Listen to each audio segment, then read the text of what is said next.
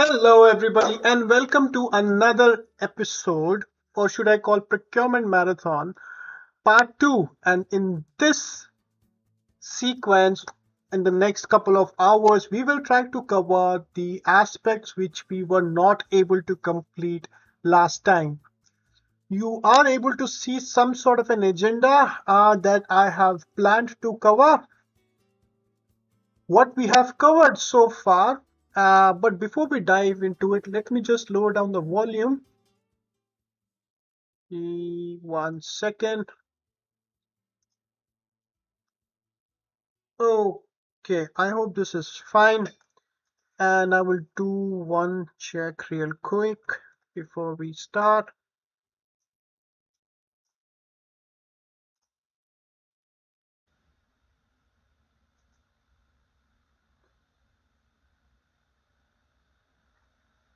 Excellent. All right, we are all set. So if you recall from the last time, we started this 3.5 hour procurement marathon and we were not able to cover most of it, but we did cover a lot of ground. If you're not really sure what I'm talking about, just watch this or even just leave it and go and watch my part 1, which is 3.5 hours. Don't worry about this. This stream will be again available for you to watch later. What we have covered so far, we covered basics of procurement process, demand planning, purchase requisition. I'm not going to go through with the whole list, but I have done my best to show you what we have covered so far. So what's new in this session? Well, in this session, I'm going to cover basics of negotiations. All right, that's one of the major ones. Uh, I will, sorry, I will also try to teach you how I will prepare. My bad. How I will prepare a negotiation strategy, which is, let's say, suitable for a simple negotiation. So if you're trying to negotiate on a simple category, before you utter the first word to the supplier, how you should do your homework. That's what's going to be my focus on. A part of that would involve the negotiation styles as well, how you should play your storyline, if I put it this way. Then I'll tell you about reverse auctions. I know that many of you know already, so I'm not going to spend much time on reverse auction. If it is a standard material, I'm going to be Googling stuff on the screen share so that you can take screenshots if you want to. All of the stuff is available online, so you can do your search as well. There's nothing proprietary as far as reverse auctions are concerned. Then I'll tell you about the basics of purchase order. What are the minimum terms and conditions you should be mentioning in a purchase order? What can go wrong and how you can think of those scenarios and cover.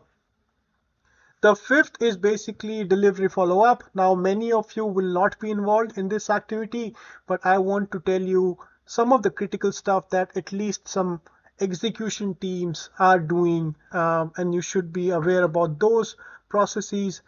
Invoice and payment processes, how accounts will treat during the remittances, what sort of checks and balances they do so that you are aware about the whole process, which is the objective of this whole procurement marathon series. As a procurement professionals, we may not be doing end to end, okay? And these are those information voids that I'm trying to fill, and that's the objective of this session. Then I'm going to be touching on the warehousing, inventory management and planning. This is interesting. The point number 9, how to handle when there is a shipment rejection. I myself was clueless when I was handling this particular case for the first time.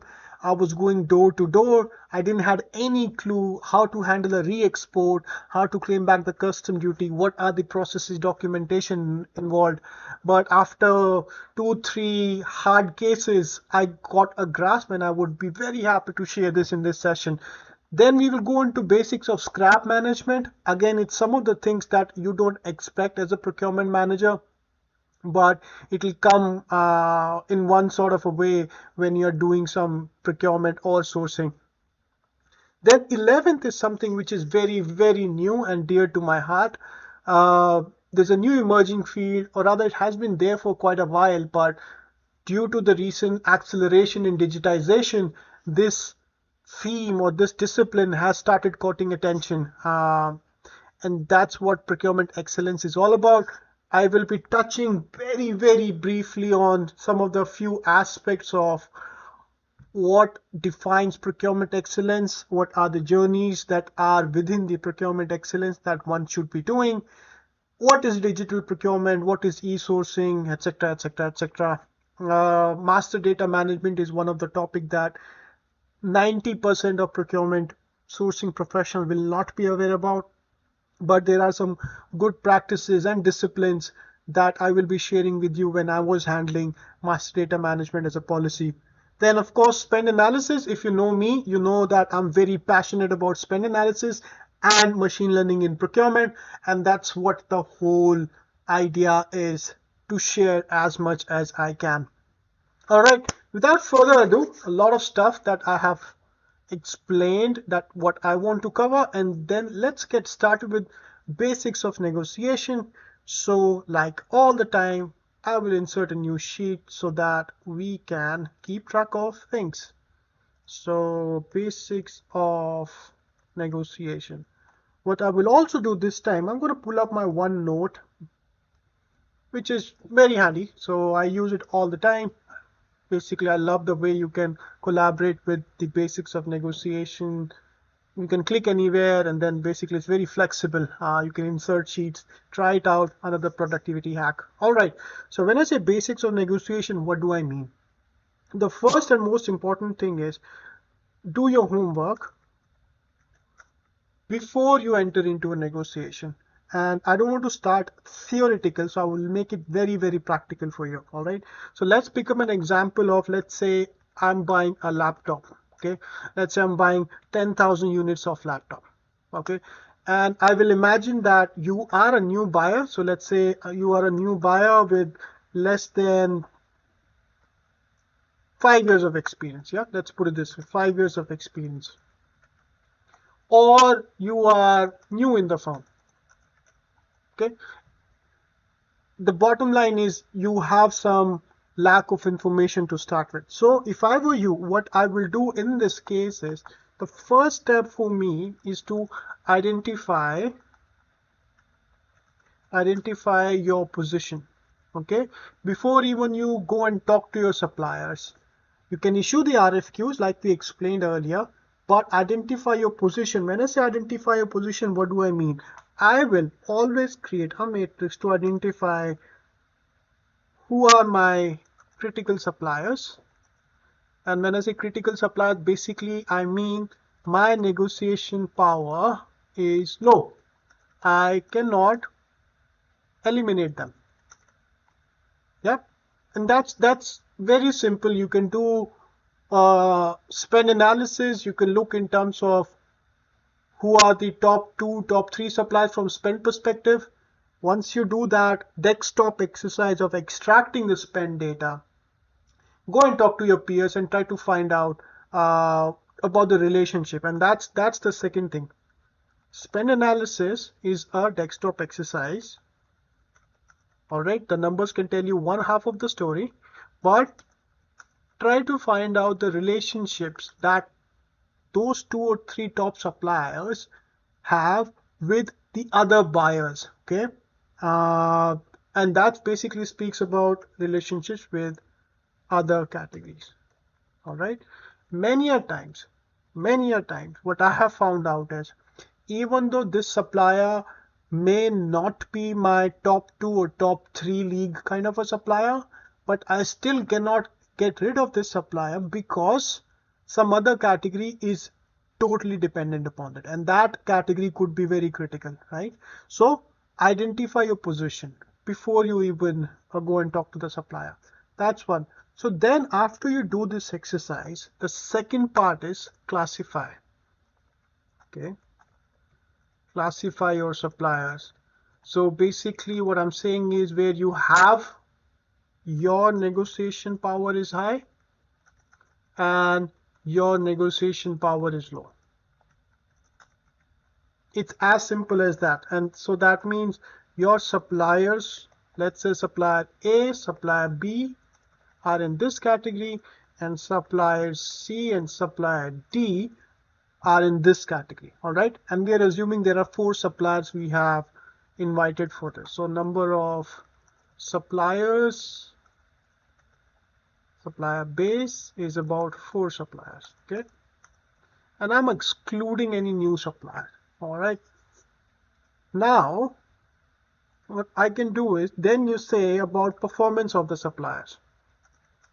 Okay, basically what do I mean by performance of the suppliers? First and most important, I want to say what's the cost competitiveness of supplier A, B, C, and D. All right, now many a times what I have found out in majority of the cases, if supplier A and B are critical suppliers and they know this fact, it's unlikely that they will be most competitive. If they are most competitive, you are in a good position. But most likely, let's imagine the worst case scenario, the cost competitiveness of supplier A, B, C, and D is in descending order. Say supplier D is cheapest, then followed by supplier C, followed by supplier B, and then followed by supplier A. All right, let's imagine this scenario. So basically, you know that your critical supplier is the most expensive supplier. All right, now, and also you know that you cannot get rid of that supplier because of the reason you found out in this case. Now you understand what you're trying to start with. All right, do not fake your strong negotiation power with supplier A or supplier B because they know better than you. You lose all the leverage when you go in a negotiation unprepared. All right, so that's the homework we are trying to do. So cost competitiveness of the supplier. The second aspect is delivery performance. Now, in some organization, this could be easy if they are data savvy, if they have all the basics in place. In many other organizations, you may not have reliable delivery performance data, but I will leave to you in terms of whether you are able to get this or not. If you are not able to get this, then there has to be some sort of an alternate to find out. I wouldn't mention the word qualitative service sort of a stuff, but get some feeler about whether they are able to deliver on time or not. If you are unable to do that, then my last step here is find out the weakness of supplier A and supplier B. All right, and that weakness will always be about talk to the operational on ground team.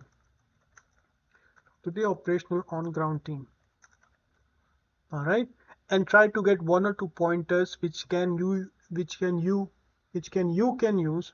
Wow, what's going on? Which you can use, sorry, in the negotiation with supplier A and supplier B. All right, so basically what we are trying to do is, you know, the cost is not going to be the strong negotiation power when you're negotiating with supplier A and B. So what else can you gather? All right, now the last part is walkaway points, and that's most important, right? Which is the final portion.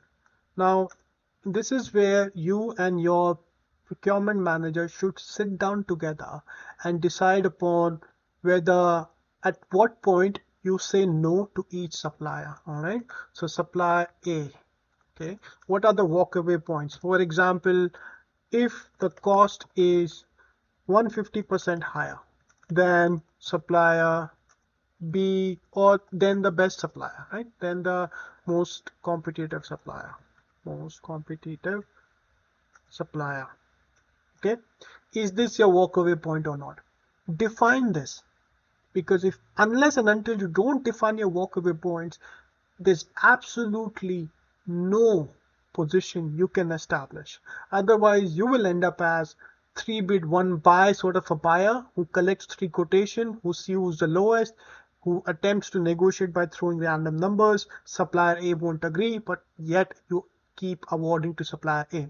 It just doesn't work in your buyer's negotiation power. All right, so define your walkaway points, and that's pretty much it. All right, the other things could be tactics, and we will go into those tactics later. Tactics. Okay, this we will cover later. All right, to be covered later. Fine. So 4 steps: identify your position. Then the second step is classify your supplier.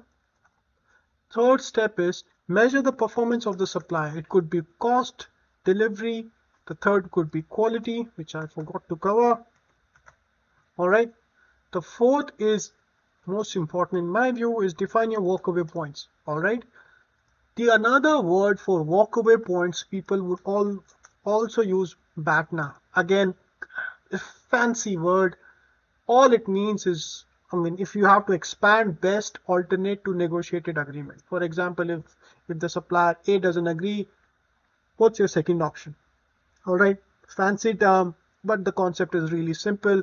It's very similar to walkaway point. So for example, if supplier A doesn't agree, what is your supplier B or your plan B? Okay, that's all BATNA is. I don't know why people try to make things complicated when they are extremely simple to understand. Fine. So, all right, do this for supplier B as well, supplier C, and supplier D, the walkaway points. Now remember, these walkaway points should be designed according to the positions you have classified. Now you anticipate that supplier A is likely to be expensive depending upon your cost. Okay. Supplier D, if it's most competitive already, what is your walkaway point? Maybe the delivery time performance. Okay. The delivery time performance could be a walkaway point. Again, this is all dependent upon your step 1, step 2, and step 3. All right.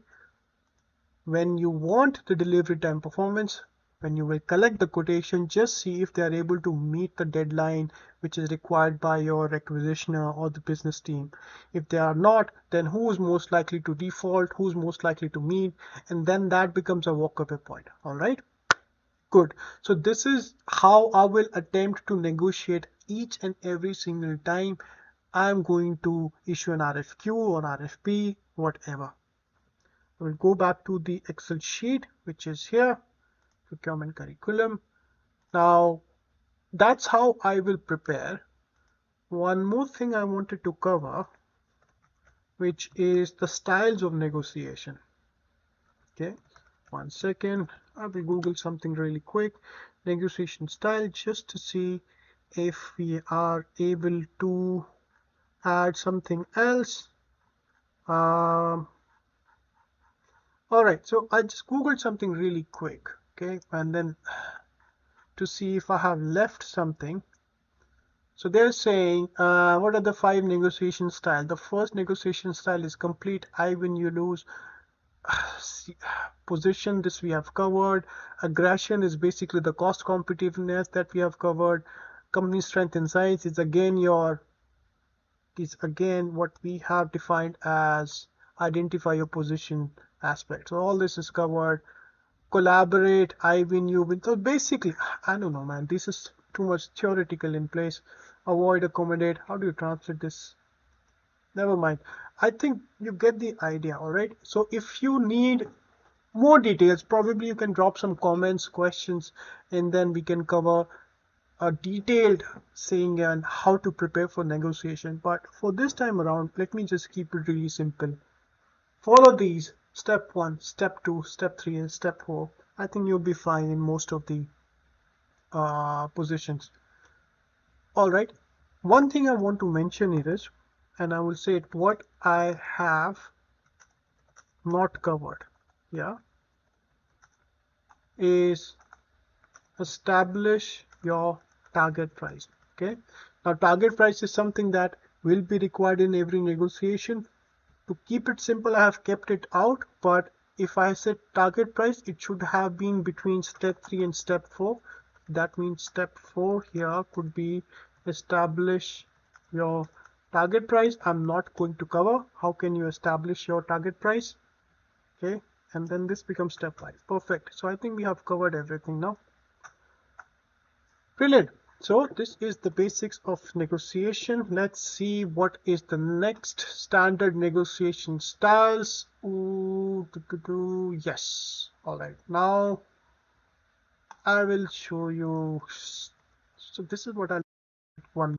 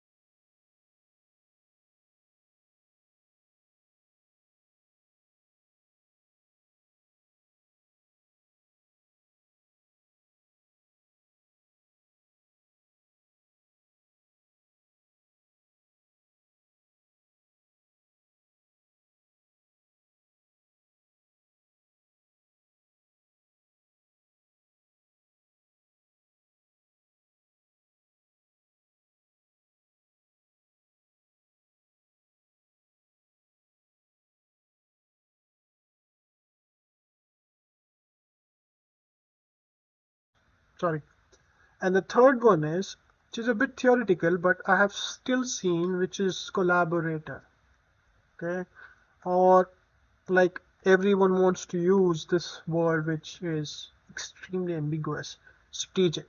Okay, collaborative and strategic basically means you are able to ignore the price for some reason, and that reason could be that your long-term gain is, or long-term value creation is more than the short-term gain of unit prices.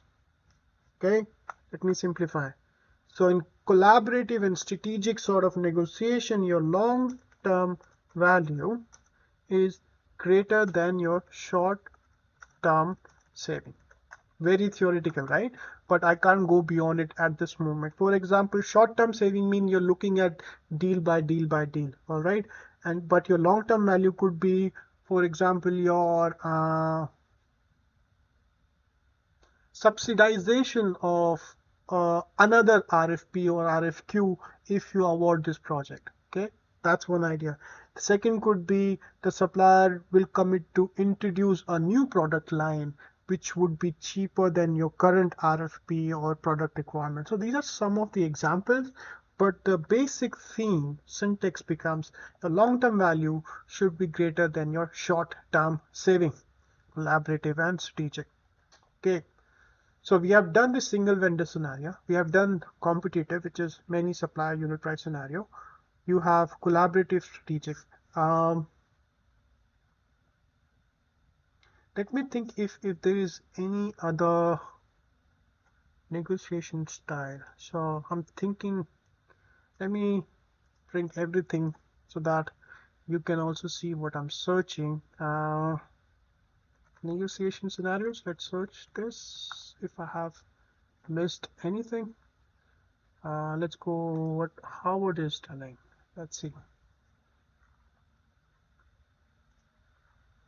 So, come on. BATNA, we have covered BATNA already. Risky, I don't know, crisis, winners curse, conflict. So all is really, really general. Let's see this.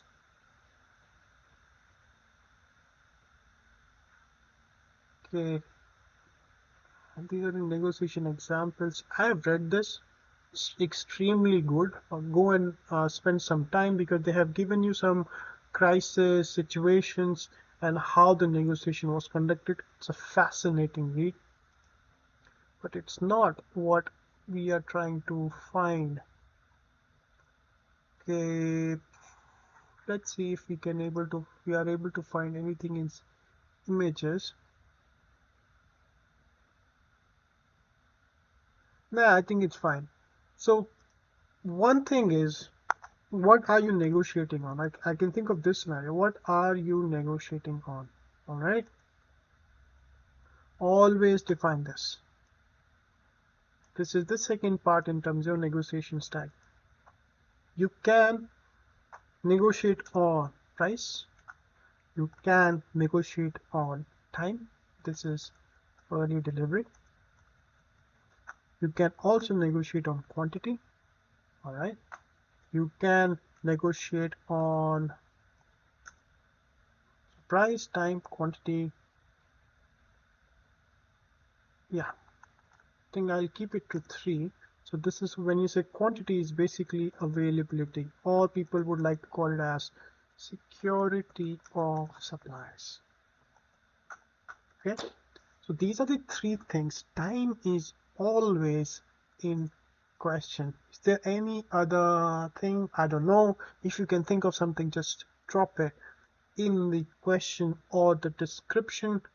But these are the negotiation styles. All right, continuing in this one. So when you say what are you negotiating on, and we listed down 3 things: price, time, which is for early delivery, quantity, which is your security of supplies. All right, let me see if I have scheduled the contract types or not. No, so that means I can cover this here under the negotiation styles. All right, so now how many types of negotiations you can do. So when you say price negotiation, right? Price negotiations.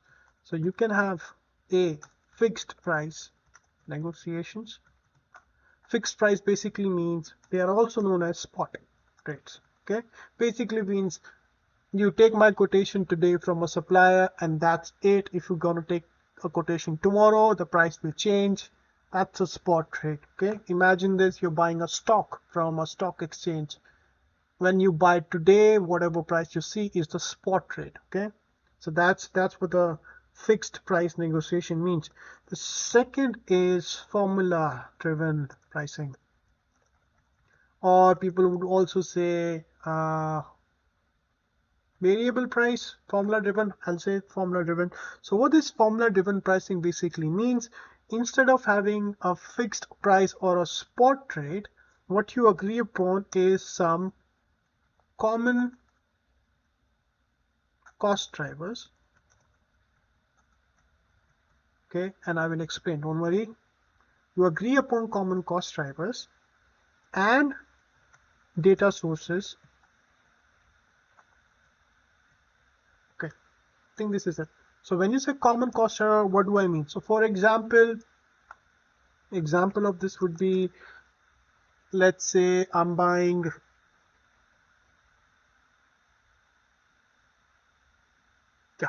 let's say I'm buying aluminum tower that telecom company uses, right? The tower which is used for the communication. So I can agree upon a formula saying that the price of this would be determined by the price of spot aluminum, for example.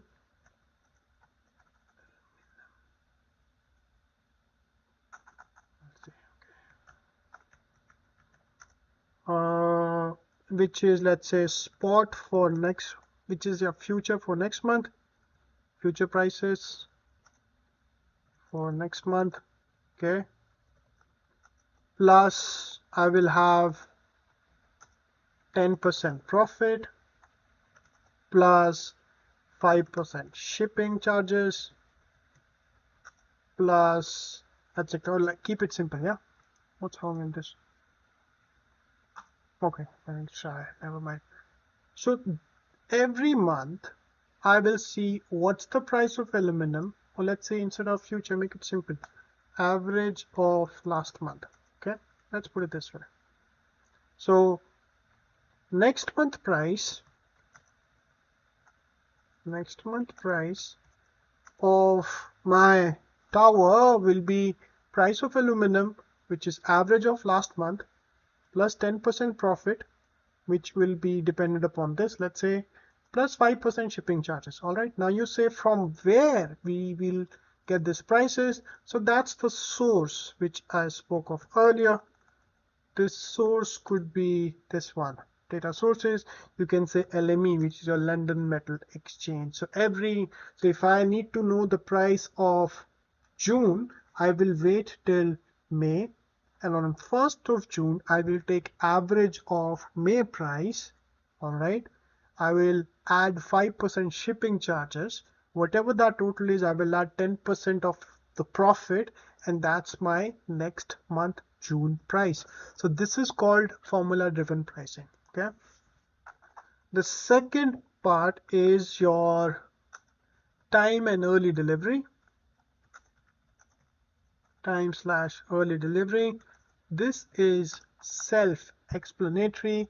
For example, there are certain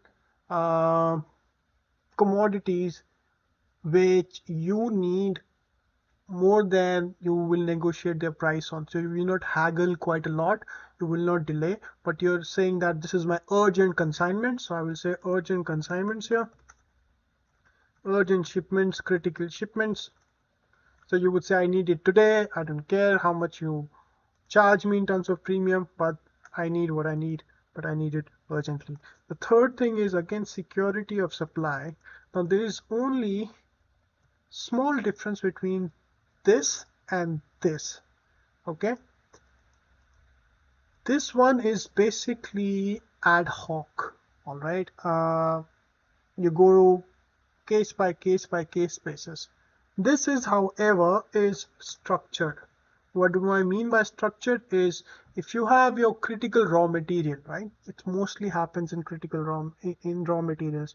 So you need to keep your production unit running. You need to keep your plant running. Okay, you don't want any stockouts. So while the price may vary up and down, but you need the quantity for sure. All right, you can't keep your negotiation ongoing and suspend the supplies, otherwise production will stop. Okay, so you need the security of supply. So what you agree upon each month with your critical suppliers, you commit X or Y or whatever the number is. Let's say 300 metric tons. Okay, because we are talking about raw materials, so they come in metric tons, mostly 300 metric tons per month. Okay, so you're giving them quantity commitment only for next 6 months. So generally these things are called long-term contracts. That's the fancy word for this structured security of supplies sort of a thing. So each month with your critical supplier, you sign contracts where you commit to buy X amount of quantity consistently over some 6 months or 12 months period. Now, the supplier may come back to you saying that I would want to have spot rates for this 300, or I want to have a formula driven pricing. In my case, most of the time I negotiated a formula driven pricing which was very similar to one which I have shown you here, and we would write that formula in the contract itself, and that's how we did our shipments in terms of negotiation. So what do we negotiate upon? Because this generally is non-negotiable because it's tied to the source. We would negotiate upon the profit margins. That's what the negotiation was all about, right? And the shipping also, I would rather use my shipping line, or I would use an how should I say, freight indicators. I would not go into the detail, but if you're really fancy about the freight indicators, read about, let me write it here, freight indicators. Yeah, second, freight indicators. You can read about bunker adjustment factors. Yeah, BAF and currency adjustment factors. These are the two variables. And then you should fix your port of loading and port of discharge with a freight forwarder. Okay, so you take the rate from your freight forwarder for a 20-foot container. Okay, you factor in BAF and CAF, and that's pretty much it about the shipping charges. Or to keep it really simple, you can just fix that whatever your price here is, we will just top it up by 5%. That's how normally people would do. All right, so this is all I want to cover in terms of the basics of negotiation and negotiation styles. Let me go back and see our curriculum now. So basics of negotiation I have covered here. Wow, I'm having a trouble to spell correctly things today. All right, so we have covered two basics of negotiation and negotiation styles. Now I want to focus upon reverse auction, and this is really fascinating because in my view reverse auctions are overrated, but anyway, it works. So let's go and say here basics of reverse auctions. Okay, so what is an auction? And I'm gonna start really simple. Okay, you know, auction where people would bid higher to get a quantity. For example, if it's a rare painting, people would start with a base value. Let me put this as base value, right? The base value, for example, the painting could be $1 million. There could be many bidders in the room who would then say, I would bid this much, and the bidder B would try to outperform or increase the bid value. in most of the cases, the bids will happen in terms of minimum increments. Okay, and there's a reason I'm keeping these keywords here, and I'll explain you why. So for example, 100k, yeah, that's reasonable. So what do I mean by minimum increment? Every time a bidder wants to outbid or increase his bid, has to be at least 100k higher than the previous bidder. All right, so that's the minimum increment is all about. It is generally time bound. Okay, there are some cases where the next bid has to be within X amount of time, right? That the next bid has to be within the X amount of time of previous bid. All right. So these are some of the concepts of the auction, right? So these are the auction concepts. Now, what happens in procurement is you have to reduce the cost. You don't have to increase the cost. So hence the same concept, but the prices have to go down. So instead of buyers bidding in reverse auction, it's the supplier who's bidding to get the contract value. All right. So same concept done in the opposite direction is called reverse auction. Nothing fancy, really simple. So here we start with the base value. We may or may not start with the base value, but there's always a concept in reverse auction where you set up a ceiling value. Okay, and just to check whether I'm talking sense here, I'm not good with keyword. Ceiling value in reverse auction, I think it is the starting, it's the maximum value. All right, that can happen. Anyway, we can do these later, but that's the maximum value or the starting price. Let me put it this way. Yeah, starting price. Okay, it's not always mandatory to set up your starting price. You can ask your suppliers to set it up, but usually people would not enter. Some people would enter their budget pricing here, but it's optional, right? So budget pricing can be mentioned here. Then after that, you still have a concept of minimum decrements, meaning each bid has to decrease by X dollars every time, which is very similar to this concept. Okay. Then you have some sort of scenario time limits. And when I say time limit is usually reverse auction is time bound, meaning it will run for 45 minutes to 60 minutes, not beyond that.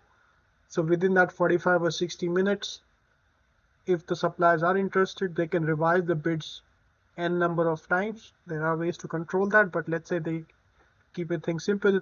Each supplier can revise their bids unlimited times in this one. And then finally the minimum, there's a rank, and I missed a rank here, but you can also show ranks basically depending upon their price, who's rank 1, rank 2, rank 3. And in the reverse auction is done digitally, right? So if it is being done digitally, you have the option to show or hide the ranks. It's fascinating because people have now starting playing with all these permutation combination or hyperparameters and try to influence how can I extract more value. So basically the whole concept of reverse auction is fear of missing out. FOMO, very popular word these days. So the person who is rank 1 has the highest chance of winning the bid and hence the business, right? So the person who is rank 2 or rank 3 would definitely see either his rank is 2 or 3, or even you can show the price, right? What they call as leading bid. They can show you the leading bid, which is the minimum price or that has been quoted. Now, why am I talking about these settings is because any reverse auction software that you will buy today will have these controls by default. Okay, and then you can choose these default according to the negotiation that you're trying to do. Remember the homework that you have to do. Reverse auction is generally done for competitive when you have many suppliers. Okay, because then only you can have competition. There are other ways to run reverse auction when you have less than 3 suppliers, but we'll talk about that in some other session. But in 95% of the cases, it's the competitive supplier, competitive positioning sort of a situation where reverse auction is done. Okay, so people fear that I'm not going to get the business. They start decreasing their prices, and that's what drives the price down. And somehow that is what it is in the interest of procurement to get the lower prices, etc., etc. So it's the competition that drives the price down, right? Competition in a time-bound manner. All right. Now, there are some things to be taken care of before you do reverse auction. Okay, reverse auction.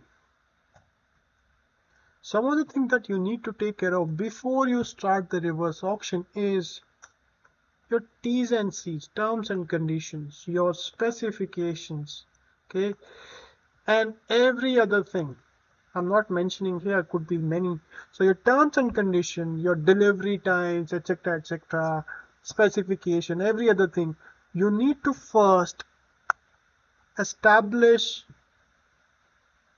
some sort of a structure comparison on all the non-pricing parameters. For example, supplier A is here, right? And supplier B is here, and supplier C is here. Okay. Now, what you are comparing them on, for example, hold on. I will say this is, let me say this is your parameter. Okay. And this is supplier A, supplier B, okay, let's compare two suppliers. Now what I'm saying is your non-pricing parameter should have the positioning established. Okay, some people say it needs to be apple to apple, everything has to be same. I don't agree. No two things are same in this world. There will always be some changes people would try to introduce. So what I generally do, I compare a positioning, relative positioning. For example, delivery time. Okay, who's winning delivery time? Winning, not winning, and it's binary in my view. Payment terms, which supplier has given me better payment terms? Supplier A is poor, supplier B is nice, because I'm not going to give any advance to this. Then warranties. So you get the idea, right? Establish a winning or a losing position. People do in all sort of shape or forms. Now when after the reverse auction is finished, you will have, so this is before reverse auction. Can I do a copy paste here? Like that. 1 second. So this is, let's say, before reverse auction. Okay, that you have established these positions, and now we are entering into a zone of after reverse auction. Okay, and after reverse auction you can have price here. So price, let's say if supplier A was better than supplier B. Okay, now in this case I would then just do a consolidated position, do a total 3, 1, and hence supplier A is winner. So always before your reverse auction, establish a competitive position and then add up the pricing position to award the total winner. That's how I will do my reverse auction every single time. People tend to ignore these terms and conditions, and if you give only the winner, then you might have areas where you're compromising, which may or may not be acceptable to your business team or goes against the grain of the very requirement. Okay, so these are the things that you should take care of during the reverse auction. There are very smart ways to set up a reverse auction. I'm not going to go into the detail because this is meant to be a very high level session, not a detailed one. So now I want to cover is basically types of reverse auction. All right, and over a period of time, I know only of 2, but we will Google. The first is the Dutch reverse auction. Dutch reverse auction, and the second is Japanese reverse auction. Japanese reverse auction. And I could be wrong in this, we will check, but in a Dutch reverse auction, I think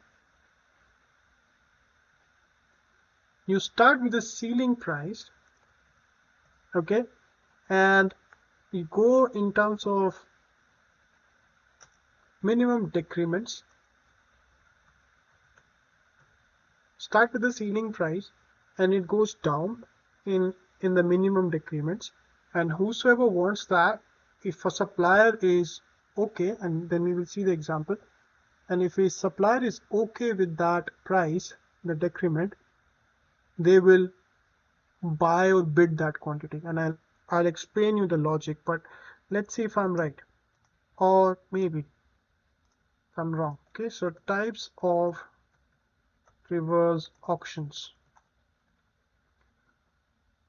so many. Okay, but I'm only interested in Japanese versus Dutch reverse auctions, let's say. Okay, ranked auction is simple, open auction is English auction, it's simple. Dutch. So okay, the prices increase at predominant intervals as long as there is outstanding supply. Awesome. And the Japanese auction begins with buyers sending an opening price to suppliers. To participate, supplier must accept the opening price, significantly agree to the requirement defined. As more bidders agree to participate, the bid price goes down at a specific interval. Oh, so okay. Usually time contingent, with bidder being asked to accept or reject the new price. The whole process continues until there is one bidder left. A Japanese auction, in fact, is a process of elimination. A reverse Japanese auction is idle and buyer wants to limit the information available to potential bidders. In addition, a buyer can run it even if there is only one participant on the supplier side. Note, however, that is also a least popular method of e-sourcing among suppliers, as it gives them very little feedback. Alright, so I was saying the opposite way.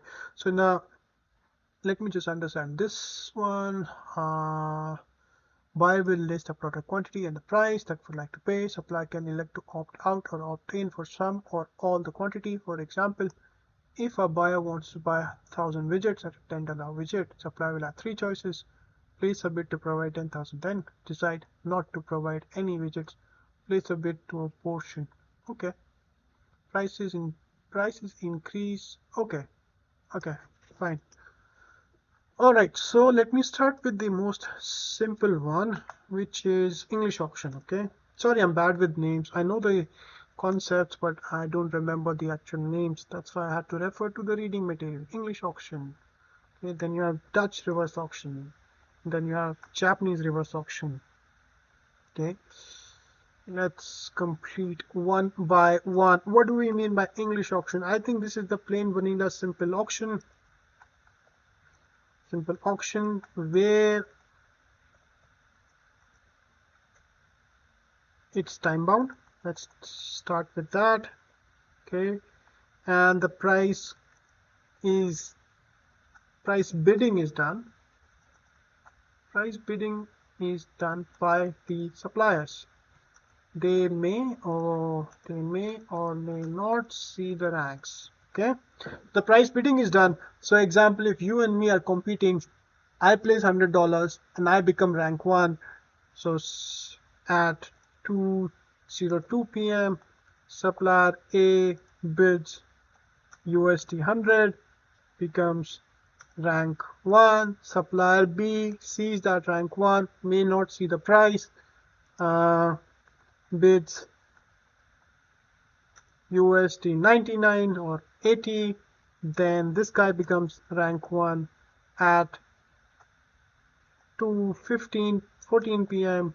Supplier A bids USD 75, then becomes rank 1, and at 2:30 supplier B bids USD 60, then becomes rank 1, and the auction ends with supplier B as rank 1. So this is plain vanilla English auction. Each supplier outbids each other, tries to outbid the other supplier. That's usually the most common form of English auction. As I explained you earlier, you may or may not show the rank or the leading bid. Okay, may or may not. It's up to you. All right. I'm not going into detail again because there are some things where people will try to outbid. There are some loopholes in reverse auction. We'll cover those loopholes later. Okay. Dutch reverse auction. So in the Dutch reverse auction, I'll compare Dutch and Japanese reverse auctions together. Okay. Otherwise, it will become confusing. So in Dutch reverse auction, the price increases. Okay. And in Japanese reverse auction, the price decreases. Okay. So in this thing, price increases at certain time intervals. Let me put it this way. Okay. Price increases at certain time intervals or at fixed time intervals. Sorry. Yes, fixed time intervals. And in Japanese reverse auction, the price decreases at fixed time intervals. So what do we mean by this? Let's say we have a quantity of 100 units here. Okay. So the buyer will start the process,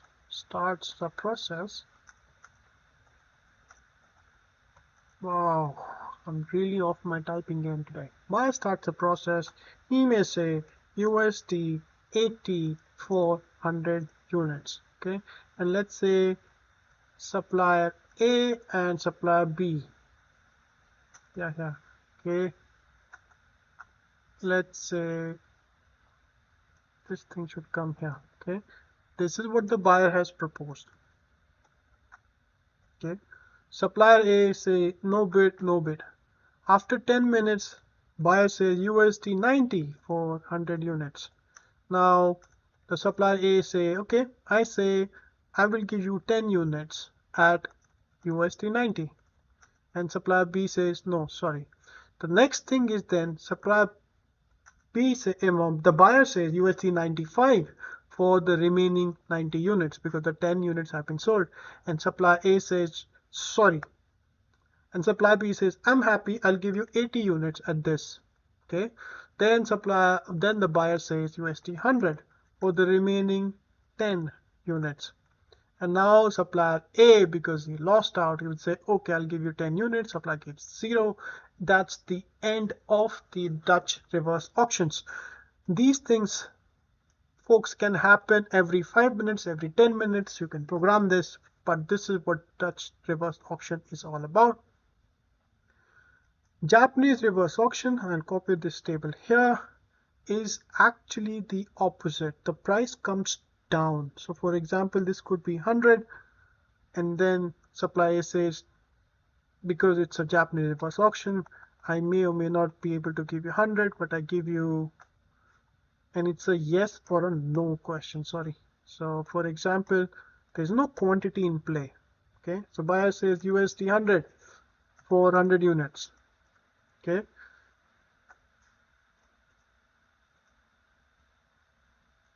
How do I add a new column here? Never mind. Okay. So buyer may say, I have USD 100 as a unit price for 100 units. Okay.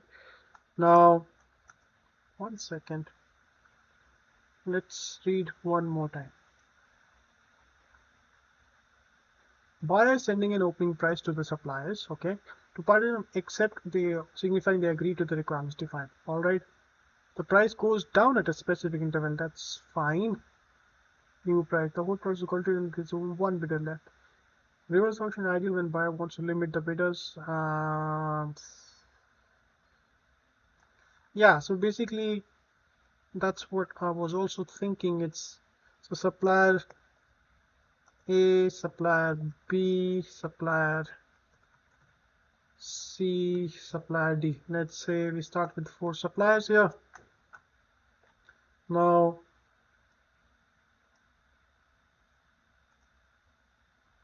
buyer might say, so buyer comes in with this. I have to insert a column, and it's very simple. insert a column at the left hand side, but it's not there. Okay, so we'll say buyer here. Okay, so buyer comes here, buyer says USD 100, supplier B says yes, yes, no. Okay, so supplier D gets eliminated. Then buyer says USD 90 for another 100 units. Okay, supplier B says yes, no, and they say no. So then only supplier B is left, and that's your product. USD 100 for 10 units and another USD 90 for 10 units. So at 20 units, you have two prices which are both going to supplier B, etc., etc. That's the Japanese reverse auction is all about. Now let's go back to our topic. So you have covered negotiation, negotiation styles, reverse auctions. All right, but I think reverse auction has a lot more to offer. Let's see if there are reverse auction basics. I may not be conversant with all the topics in reverse auction. Let's see. Let's go for Wikipedia. All right. Uh, Spectrum, Dutch we have covered, Japanese we have covered, the comparison we have covered, strategy in reverse auction we have also covered in terms of, I think there are a couple of points I can read from this strategy. All right. But I will cover later, I think. That's pretty much it, folks. I think this is the basic. Now there are few things I want to mention as part of the reverse auction. Okay, I will name it as interesting things that you should be aware about. Interesting things that you should be reading about reverse auctions. Okay, read about this, why the second bidder, or why being the second rank supplier is the most optimal position to be in during reverse auction. Okay, read about it. In the next video we can cover this. Okay. Very interesting thing. The second thing you need to be aware about, if a supplier is waiting for everybody to bid and then decides to bid at the very last moment, how do you fix this behavior? Okay.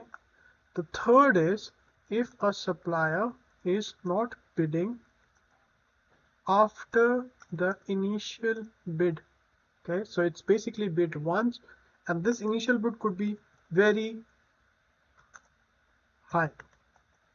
If I'm a supplier, I'll put in the first bid which is really high. That means double the price I'm willing to close at. So it sets up the wrong benchmark, and the supplier just waits. Okay, whosoever, because that sets the tone. Okay, how do you control this behavior? Another thing you should be reading about is when to show the ranks and when not to show the ranks. Okay, another is when to show the leading bid and when not to. Okay, another thing is when to set up the ceiling price, that is your budget price. Okay, when to set up the minimum decrement value, etc., etc., etc. So these are some of the things that you should be reading about. There is something called buyer's remorse, but that is, I think it's not related with this.